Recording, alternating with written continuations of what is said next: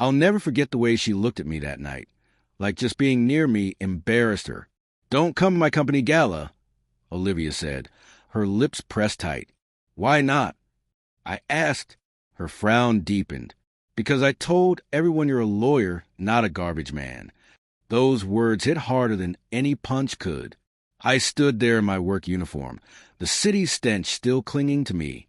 She flinched like I was proof of some failure in her life. "I'll just say you're in the hospital," she added, voice cold as stone. "Just stay away." I walked out without another word, but I didn't leave beaten down. I left already planning. Our marriage hadn't always been like this. In the beginning, she smiled at me the way women look at a man they trust with their whole life. Back then, my job didn't matter. I was the one who held her through storms, who built a life for us out of nothing. But eventually, she decided nothing was enough. The signs were there. Her phone flipped face down at dinners. Late nights working. Laughter that didn't belong to me. Still, I ignored it, told myself it was just stress. Until that night, when her words cut deeper than knives. That was when she buried the last of my loyalty. So I started paying attention. Olivia thought I was simple, predictable. She thought because I drove a garbage truck, I couldn't think steps ahead. She had no idea I knew her patterns better than she did. I knew which nights she stayed late, which mornings she took 2 showers before work, which messages made her smile. And that's how I learned about him. Lucas, her boss, the voice I heard whispering through her phone when she thought I was asleep, the man she dressed up for. Not me. I didn't explode. I didn't accuse. I documented. Screenshots, photos, hotel receipts carelessly left behind. I built a case, the way a real lawyer would. The irony didn't escape me, considering she wanted me to play pretend as one. The more evidence I gathered, the calmer I became, because I knew exactly where this was going. Her company gala was a perfect stage. Black ties, glittering dresses, a room full of her colleagues, the very people she wanted to impress. She wanted me invisible, so I made myself unforgettable. That night, I walked in wearing a suit I'd saved for this moment.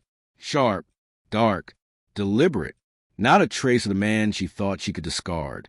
Olivia's face froze when she spotted me near the ballroom doors. For a split second, I saw fear not of me, but of what others might see. She rushed over, hissing under her breath, "What are you doing here?" "Supporting my wife."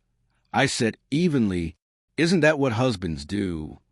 Her hand shook as she grabbed my arm, desperate to drag me out.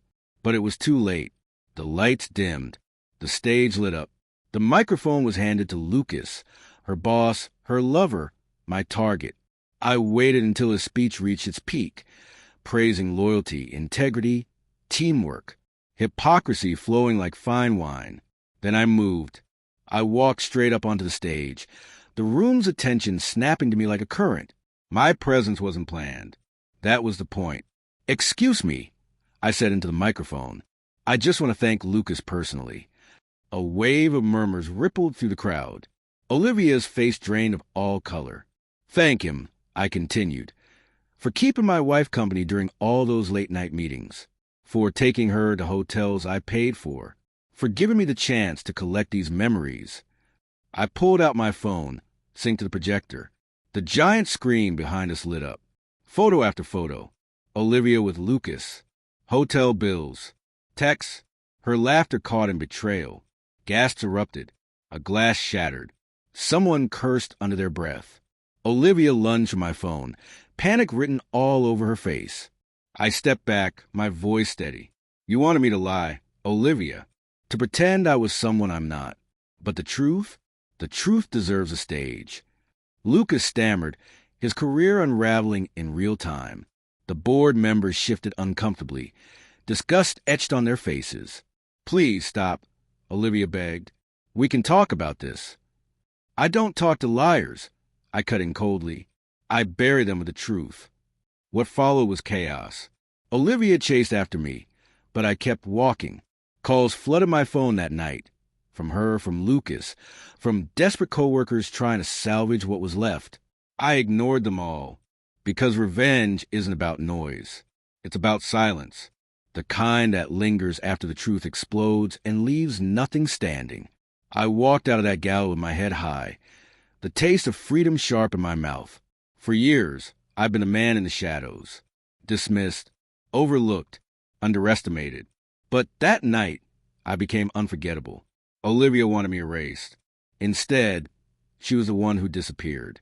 Her reputation, her affair, our marriage, all destroyed in one blow. And me, I didn't need applause. I didn't need pity. I walked into the night with steady steps and a clear voice in my head. She thought she could write me out of her story. But in the end, I was the ending.